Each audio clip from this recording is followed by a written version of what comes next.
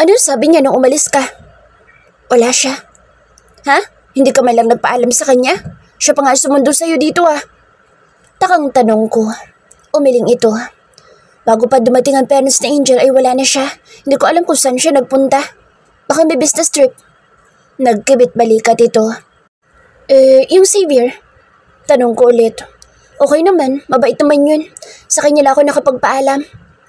Tinitigan ko si Hannah para kasi may something dito na ayaw lang sabihin. Sino mas gwapo? Si Sian o si Xavier? Pangulit ko. Gusto ko makarinig ng chismis mula rito. Kung nandito lang si Lian, mas malala ang mga katanungan noon. Lalong nangamatis ang mukha nito. Ate Arian. Napaawang na lang ang bibig nito.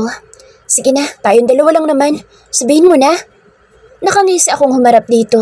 Natigilan naman ito sa akin. Parehas naman sila. Mahina nitong sagot. Pero mas gwapo si Kanyaman? Napaiwas ng tingin sa akin si Hannah sabay lagok ng root beer. Mas matured kasi siya, Ate Arian. Napakagatlabi pa si Hannah. Nalaka mga mata ko. Parang gusto ko tuloy kiligin. Kahit ba parang ang layo ng agwat ng mga ito. Ilang taon na ba yun? Napatingin ito sa akin. 37. Malakas ako napasinghap. Oh, shocking naman. Pero in fairness, kahit 15 years ang agwat ninyo, ay mukha namang malakas pa yun. Age doesn't matter naman eh. Kindat ko sa kanya. Nakatitig lamang ito sa akin, ngunit wala naman ang sinabi, kaya kumain na lamang ulit kami ng manghuan na chicheria. Ikaw Ate Arian, andyan pa ba yung kapitbahay nating mahilig makikain dito? Ako naman ang natigilan. Oh, ikaw naman na sumagot sa atin ngayon. Ngumisi ito sa akin. Nagdadalawang isip ako kung sasabihin ko sa kanya ang relasyon namin dalawa ni Alex. Pero sa tingin ko naman hindi naman dapat pang isekreto ang pagmamahala namin, lalo na nga at may nangyari na sa amin. Kahit ba parang ang bilis lang ng pangyayari at kami agad. Kung sa bagay wala sa bilis iyon kundi sa relasyon na pinapatagal. Secret lang natin ito ha? Sabi ko dito at tumango naman ito bilang pagsang-ayon. Kinuha ko ang phone ko at binuksan ang gallery. Hinahanap ko ang picture namin dalawa ni Alex. Iniharap ko sa kanya ang cellphone para ipakita ang aming larawan. Nanlalaki ang mga mata ni Hannah. Ate Arian, kayo na nito? Bulalas nito na hindi makapaniwala. Izinom pa nito ang picture at tinitigan ng husto. Tumango ako at napangiti. Nasan siya ngayon? Wala din, may business trip din daw siya. Sagot ko dito at nagkibit balikat. Napatitig ang mukha ni Hannah sa akin na para bang may ina-analyze. Hindi ba't magkakilala si Sian at Alex? Parehas din silang may business trip? Yeah, ngayon ko lang din na-realize iyon. Kapwa kaming natahimik na dalawa, halos hindi na namin maintindihan ang aming pinapanood kahit andon nakatutok sa TV ang aming paningin, wala naman sa palabas ang aming isip. Halos mag-alas 11 na ng gabi kami natapos ni Hannah magkwentuhan habang umiinom. Nakahiga na ako ngayon sa aking kama at matutulog na nang biglang mag-vibrate ang aking cellphone na nakapatong sa aking side table. Kinapa ko na lamang iyon at hindi na nagtangkapang bumangon.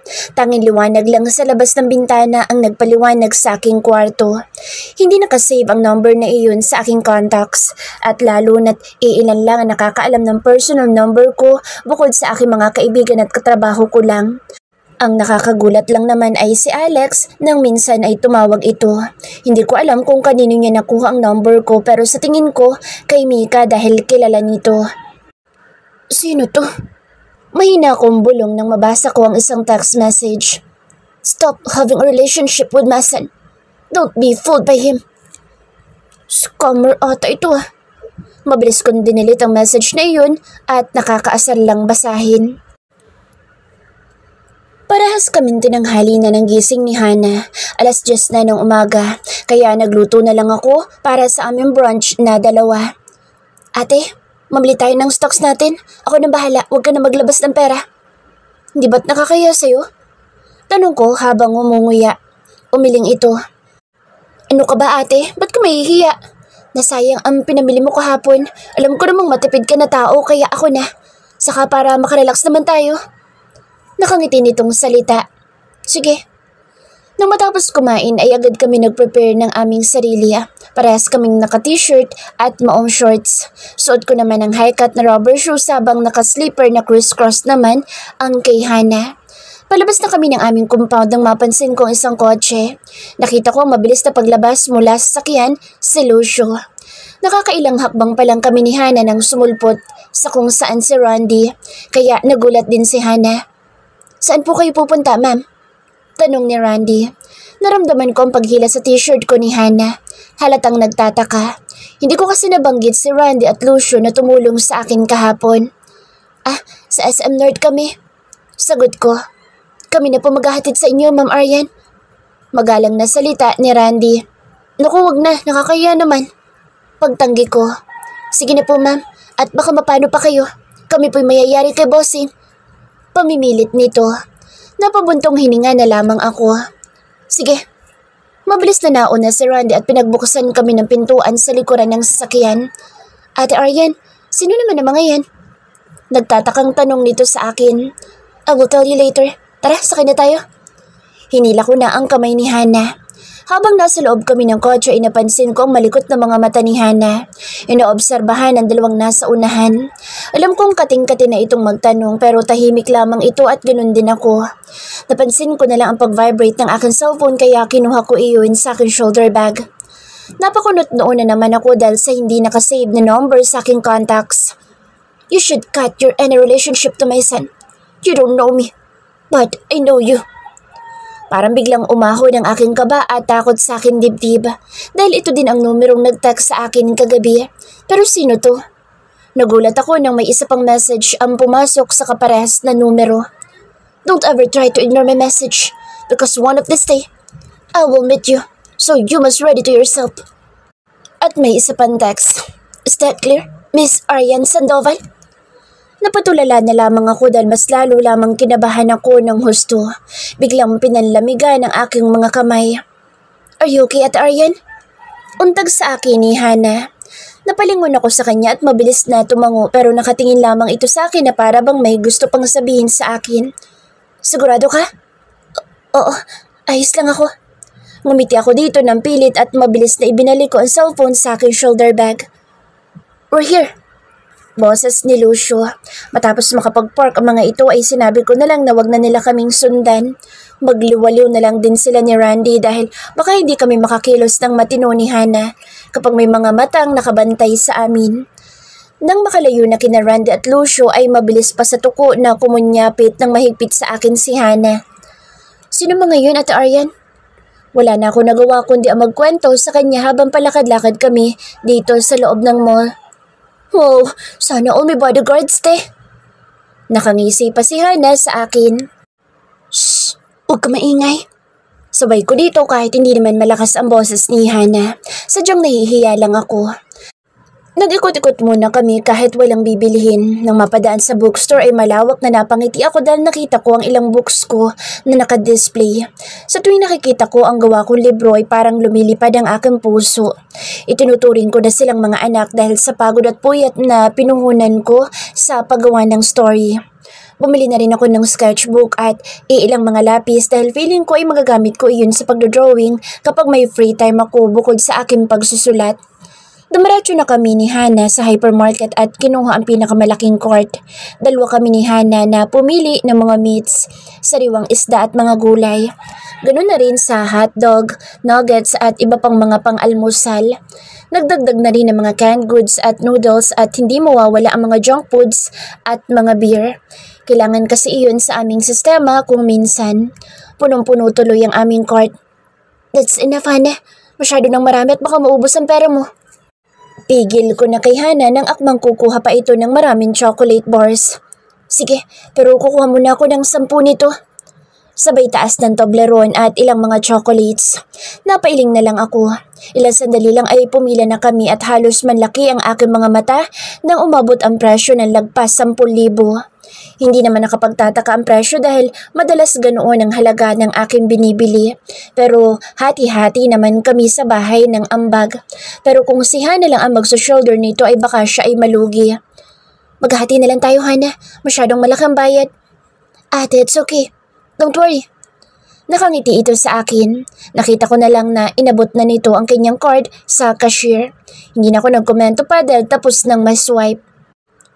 Alex, person over voice.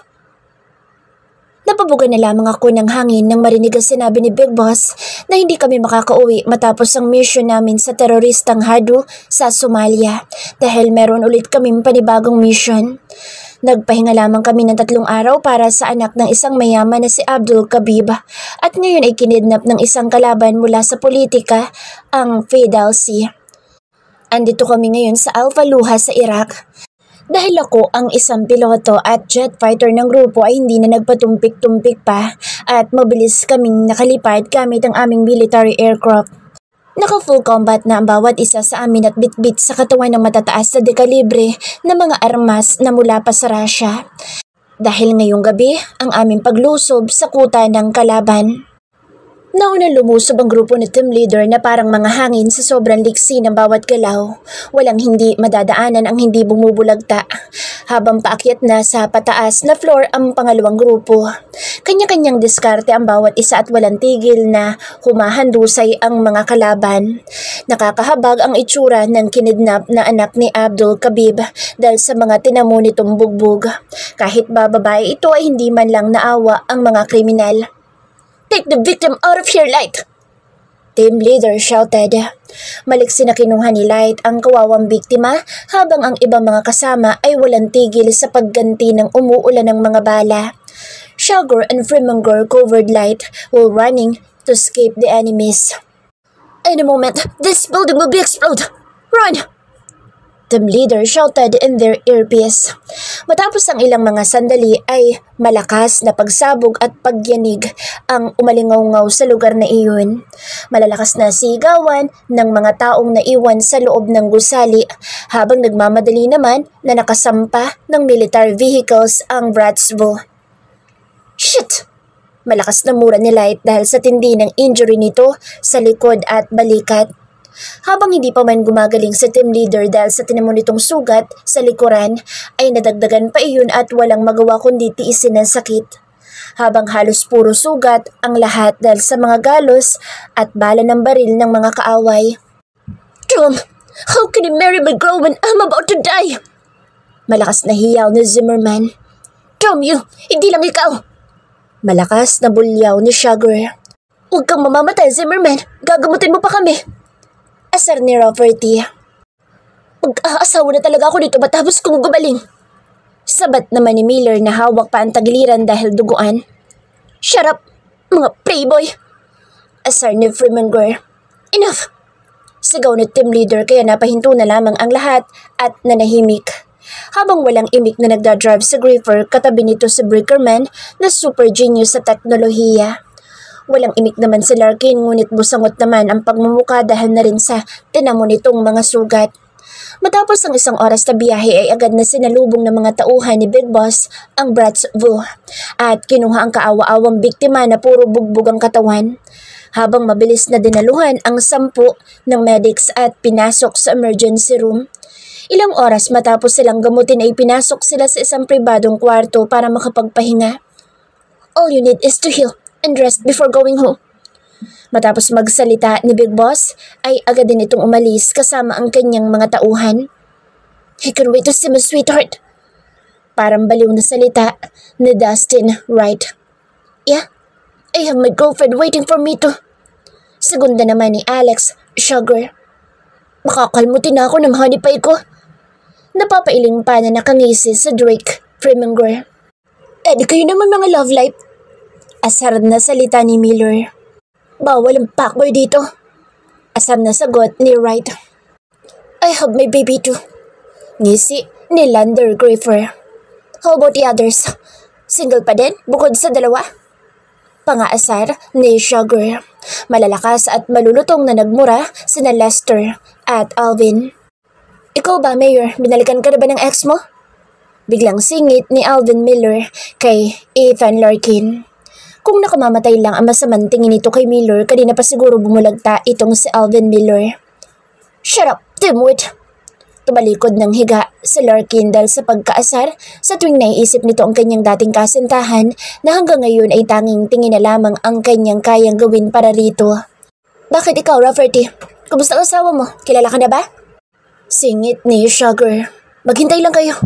Nakabusangot din ang muka ni Thunder Rafferty. How about our super genius and team leader? Singit ni Wright. Mind your own business. Madilim ang mukha ni Kevin Bickerman dahil alam naman na lahat na hindi ito pinapansin ng kapatid ni Lester. Hindi naman umimik si team leader si Ian McWright. Sa lahat ng kasamahan sa grupo ay tanging si McWright, Bickerman at Larkin lang ang para mga tuod ang mga mukha. Masyadong mga seryoso sa buhay. Habang ang mga makukulit naman ay sina Lester at Alvin. Tanging may asawa lang sa grupo ay si Rafferty, ngunit hindi naman siya kilala ng asawa. Habang sa Drake at Sugar naman ang masayahin sa kanilang lahat. Si Wright at Griffer naman ay depende sa sitwasyon lang ang mood. Aryan's person over voice. Maaga ko ngayong gumising para sa almusal namin ni Hannah. Ayos lang naman sa akin na ako ang madalas maghanda ng aming pagkain dahil sanay na rin naman na ako ang naiiwan. 6:30 pa lang naman ang umaga kaya nakapag-inat-inat na ako ng katawan. Pinuyod ko na lamang ang mahabang buhok ko at nagsuot ng malaking t-shirt at jogger pants. Nagsaing muna ako sa rice cooker at magpiprito ng daing, talong at itlog. Gagawa na din ako ng sausawan. Masarap talaga kasing kumain ng heavy breakfast. Patapos na ako sa pagluluto at piniprepare ko na ang mga plato nang may mag-doorbell sa aming pintuan. Kaya naghugas muna ako ng kamay bago lumapit sa pinto. Napatuwid ako ng pagkakatayo nang mapagbuksan kong isang lalaki na naka-black suit. May earpiece pa ito sa kanyang kanang tenga at malaking tao ito. Ano pong kailangan nila? Tanong ko habang sinuri ko ito mula ulo hanggang paa at kunot noong napatingala ako rito. Miss Aryan Sandoval? Tanong nito sa akin. Ako nga. Bakit? Anong kailangan mo? Masungit kong tanong. I'm here to give this letter for you and I'll be back in a few days. May dinukot ito sa kanyang coat na puting sobre at ibinigay sa akin. Napatikwas ang aking kilay. Anong meron dyan? Basahin mo na lang, Miss Sandoval. Hindi ko tatanggapin iyan. Hindi nga kita kilala. Mami, may bomba pala yung sobrang hawak mo. Matapang kong salita. No, Miss Sandoval. It's only a letter.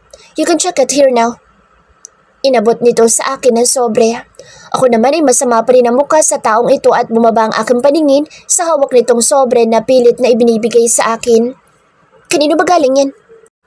You can read it inside. Basahin mo man yan o hindi, I'll be back here. Ito na mismo ang kumuha sa aking kamay at ibinigay sa akin ng sobre. Nagtataka man ako ay mabilis naman ako nitong tinalikuran at malalaki ang hakbang ito lumapit sa isang kotse at ilang sandali pa ay umalis na ito. Napaawang na lamang ang aking bibig sa gulat at wala sa loob na napatingin sa hawak kong sobre. Tinitigan ko muna ito at hindi ko alam pero nakaramdam ako ng pag-ahon ng kaba. Napaangat muli ang aking tingin nang makita ko na patakbong lumapit si Randy at Lucio. Parang biglang namutla ang mga ito. Aryan, are you alright? Tanong ni Randy. Did he hurt you? Or something happened to you? Tanong ni Lucio na pawang may mga accent pa kung magsalita dahil mabibilis kong magsalita ang dalawang ito. Hindi. Teka, bakit parang takot na takot kayo? May nangyari ba? Sa anong ginagawa niyong dalawa dito? Ang aga-aga. Takang tanong ko sa mga ito at hindi pinansin ang mga naunang mga katanungan ng mga ito. No, don't mind us. Anong ginawa ng pumunta lalaki dito kanina, Ma'am Aryan? Did he threats you? Muling tanong ni Randy. Nagtataka ako sa galaw at reaksyon ng dalawang ito na para bang nakagawa ng kamalian. Umiling ako sa mga ito. Ibinigay niya lang sa akin ito. Itinaas ko ang hawak na sobra sa dalawa. Nagkatinginan pa si Randy at Lucio sa isa't isa na para bang nagkaintindihan sa paraan ng mata. Ma'am Aryan, magsabi lang kayo sa amin kung kailangan niyo magtanong o ng tulong dahil hindi namin kayo pababayaan. Sabi ni Lucio. Nagtataka talaga ako sa paraan ng tinginan ng dalawang ngunit hindi na nagsalita ng kung ano paman. Tumango na lamang ako at nagpaalam na rin ako sa dalawa. Umakyat ako ng kwarto para ilapag sa side table ang sobre at mamaya ko na lamang iyon babasahin. Sinipad ko muna iyon ng maigi kung may kahina-hinalang bagay sa loob bukod sa papel pero wala naman kung kaya ay panatag naman ako. Dumiretso na ako sa kwarto ni Hana para katukin ito para makakain na ng breakfast nang may marinig na naman ako na makulit na kumakatok. Bumalik na naman ba iyon? Nakasimangot kong salita kaya bumaba na lamang ako ng hagdan. Nang makalapit sa pintuan ay nakasimangot akong humarap sa kung sino mang iyon. Ngunit nagulat ako nang mapagsino iyon. Si Sir Luis. Good morning, Aryan. Nakangiting bati sa akin ni Sir Luis. Sir Luis? Surprise? Hindi pa rin nawawala ang pagkakangiti nito sa akin. Obvious po ba? Pakunwari akong natawa, kahit parang gusto ko itong tarayan kahit na boss ko ito. Sorry kung naistorbo kita ng ganito kaaga. Malungkot pa ang mukha ni Sir Luis. Hindi ko alam kung nalungkot ba talaga o umaacting lamang ito. Hindi naman po sir. Kaya lang, ano pong ginagawa niyo dito? Tanong ko dito. To give you this. Napaawang ang aking bibig nang makita ko ang hawak nitong bouquet ng sunflowers. Sobrang gandang bulaklak at mabango pa. Sir, pero bakit po? Saka ang ganda po nitong flowers. Sobrang natuwa ang aking mata sa pagtitig ng sunflowers.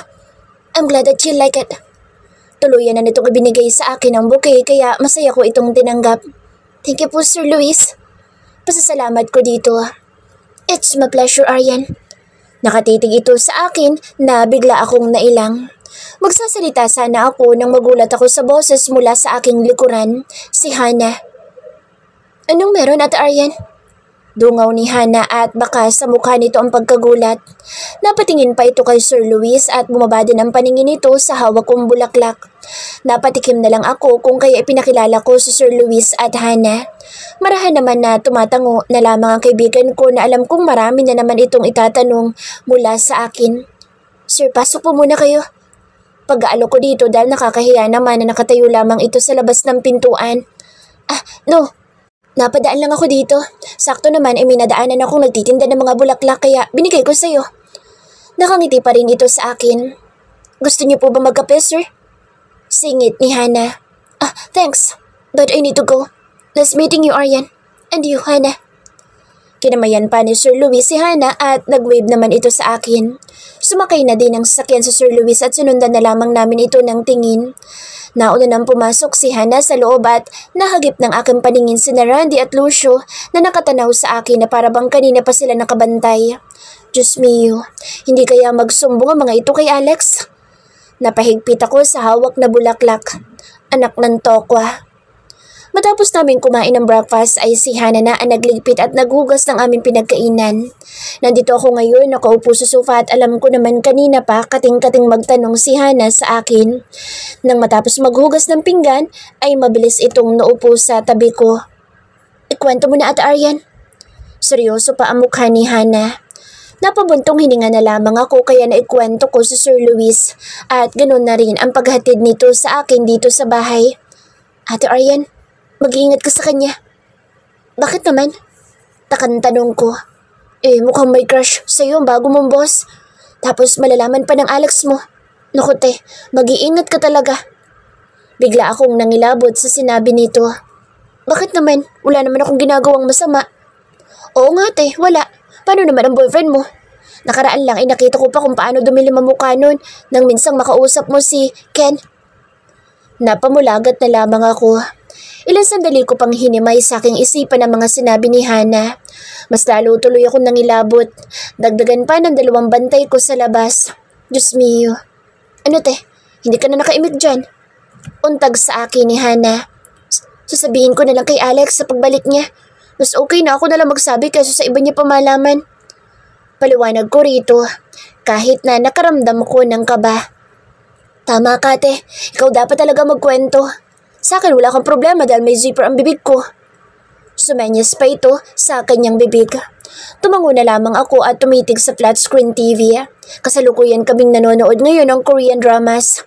Hala, Ate Aryan, mag-open ka ng GC natin. Napalingon ako kay Hana dahil parang excited ang boses nito. Anong meron? Mahina akong tanong at binuksan din ang aming GC. Nanlaki ang aking mga mata. Si Tanya ay uuwi muna dito sa bahay habang wala ang boss dito. Isasama daw nito ang kanyang kapatid na si Tina at ang kanyang anak na si Trisha. Sunod-sunod ang pasok ng messages sa aming GC. Si Lian at Mika rin ay uuwi din bukas. Wow, kumpleto na ulit tayo. Masayang mukha ni Hana. Kulang pa din. Hanggang wala pang paramdam si Grace. Bigla kaming nalungkot na dalawa dahil simula nang umalis yun kasama si Ken papuntang China ay wala nang paramdam ang kaibigan namin na iyon. Kahit isang word ng hi or hello ay wala man lang sa aming GC. Hindi rin naman matawagan ang number nito dahil overseas. Ilang kwentuhan pa ang aming ginawa lalo na sa mga chismis sa buhay. Ngunit hindi ko pa binabanggit sa kanya ang tungkol sa sobre. Dahil miski ako ay parang natatakot mabasa ang nilalaman ng sulat na iyon. Ewan, dahil parang hindi ako natutuwa sa sulat na iyon. Sabay na napatingin ako sa sunflower na inilagay ko sa vase at ngayon ay nandito sa gitna ng glass table. Sabay kaming maagang nagising ni Hana ngayon para makapaglinis ng bahay. Ngayong araw na rin kasi magsisiuwi ang mga kaibigan namin. Nagkataon pang sabay-sabay silang darating. Tinulungan na rin akong magwalis at magpunas ng mga kwarto ni Hana para kahit paano'y matuwa ang mga ito. Lalo na si Mika na siyang may-ari ng bahay, kaya libre kaming naninirahan dito. Katatapos ko lang maligo dahil na rin nakakapagod ang maglinis ng bahay. Bala ko na rin na magluto ng aming dinner para pagdating nila ay nakahain na. Nagsabi na kasi si Mika na baka malate nang dating habang si Tanya ay nasa biyahe na. Si Lia naman palaging VIP ang dating noon kaya hindi ko alam kung anong oras ito darating. Pagbaba ko ng hagdan ay may narinig akong huminto sa tapat ng aming bahay. Bigla ako na-excite dahil Chuck, isa sa mga kaibigan na namin ang dumating. Nagmamadali ako lumabas ng bahay at napanganga ako sa isang kumikintab na Bugatti ang nakahinto sa tapat ng bahay namin. Si Lian ba ito si Max? Nang bumukas ang pintuan ng kotse ay niluwa mula doon ang isang malaking tao at nagmamadaling pinagbuksan ang nasa likuran. Sa Tanya, kasunod nito si Tina at ang panghuli ang batang mukhang manika na si Trisha na ibinaba ni Tanya. Oh my God, Trisha! Malakas kong tili at nagtatakbo palapit sa kanila. Mas inuna ko pantakbuhin ang bata kaysa sa aking kaibigan. Sobrang higpit ang yakap ko sa magandang batang ito na si Trisha. Nakakamiss naman talaga ang batang ito. Tita Aryan! Nakangiti ito sa akin kaya lumambot ang puso ko sa tawag nito sa akin kahit na pabulol-bulol pa ito. Kinarga ko ang bata. Ilang sandali pa'y umalis na rin ang sakyan. Nagkamustahan kami ni Tanya at ng kapatid nitong si Tina na mukhang artistahin din ang ganda tulad ng kanyang ate. Nauna akong pumasok kasunod sila. Sa tuwing nandito kasi ang anak ni Tanya ay palagi namin itong pinag-aagawang magkakaibigan. Nasaan ang iba? Akala ko uuwi sila. Tanong ni Tanya nang makalapit ito sa amin matapos nitong ilapag ang dala nitong eco bag sa kusina. Baka malate si Mika. Alam mo naman yun. Si Lian, ewan ko ba sa babaeng iyon? Hanggang ngayon wala pa. Si Grace naman hindi ko sure. Wala nga paramdam yun simula nang umalis ng bansa. Paliwanag ko at napalingon sa pababang hagdan na si Hana na ngayon ay malawak ang pagkakangiti nang makita sa Trisha na kandong ko. Nagyakapan si Hana at Tanya, ganoon na rin si Tina. Close itong si Hana at Tina dahil na rin siguro ay halos magkaedaran lang. May sarili pang ang mundo ang mga ito sa tuwing magkasama. Halos malambog rin sa Trisha sa pagyakap ni Hana. Nasaan na ang bagong kapitbahay natin, Aryan? Madalas pa rin bang makikain dito? Tanong ni Tanya sa akin na ikinatuwid ng aking likod. Wala siya dyan. Maikli kong sagot. Bigla ako nahiya sa aming kaibigan. Habang nakakandong sa akin sa Trisha. Di mamaya nandyan na siya? Muling tanong nito. Umiling ako at malungkot na sumagot. Ilang linggo na siyang wala. Hindi ko alam kung saan siya nagpunta. Hindi ko nga alam kung kailan nabalik ni Alex. Wala ngang contact iyon sa akin bukod lang sa mga bantay nito na nasa aking paligid. Nakilala na ba ng iba nating kaibigan iyon? Si Hana pa lang ang nakakakita sa kanya. Ano ba itong mga katanungan ni Tanya sa akin? At baka mapadaldal ako nang wala sa oras. Hindi pa ako ready magkwento. Hindi ko na sinabi na kilala din ito ni Mika. Nakakahiya pa naman ang huling pagkikita namin dahil naabutan kaming nagtutuka ang dalawa ni Alex. May stocks pa ba tayo dyan, Aryan? Ako na magluluto ng dinner natin. Tanong ni Tanya na aking ikinahinga ng maluwag. Ako na lang magluluto. Galing kayo sa biyahe at pagod ka pa. Ako na bahala. Sagot ko. Kinuha muna ni Tanya ang anak nito para makapagpalit ng damit habang nandito kami ngayon tatlo sa sala at masayang nagkukwentuhan. Nang makababa ang mag-ina ay binuhat ni Hana sa Trisha. May narinig muli kaming humintong sasakyan sa tapat ng aming bahay. Nakita ko ang paglabas ni Tanya. Kumusta ka naman? Kailan ang graduation mo, Tina? Tanong ko kay Tina. Sa April pa naman, by next year ate. Busy lang din ako dahil kailangan pang habulin ang oras ng OJT ko. So far, konting kambot na lang. Nakangiting sambit nito. Huwag ka muna mag-aasawa, Tina. Ang ganda-ganda mo pa naman. Bulalas ko. Biglang nag-blush ang magandang mukha ni Tina at umiling ng todo. Naku ate, malayo pa. Hindi ko pa naiisip yan dahil marami pa akong pangarap para sa pamilya namin. Tama ka dyan, Tina. Singit ni Hana. Aaway ni Tita Tina si Tito Pogi. Biglang singit ni Trisha na kando ngayon ni Hana. Sabay kami nagulat sa sinabi ng bata. Sa Tina naman ay marahas na napalingon sa kanyang pamangkin. Sinong Tito Pogi? Tanong ni Hana kay Trisha. Hindi ko na napansin ang sagot ng bata nang mahagip ng paningin ko ang pintuan. Parang pamilyar kasi ang boss ng kausap ni Tanya kaya tumayo ako at pinuntahan ng mga ito. Wow, Lian, ikaw ba yan? Napanganga na lamang ako nang makita ko si Lian na ngayon ay kayakap sa Tanya. Mukhang sa kanya ang bagong SUV. Ibang-iba kasi ang itsura nito nang huli naming kita. Sexy pa rin naman itong manamit dahil feeling model daw siya na lagi niyang binibida. Mas lalo lamang lumitaw ang kagandahan nito nang magkulay ash gray ang buhok nito at hindi na itim. Napatingin ito sa akin at malawak ang pagkakangiti pero bumaba ang tingin nito nang makitang tumatakbong palabas sa Trisha.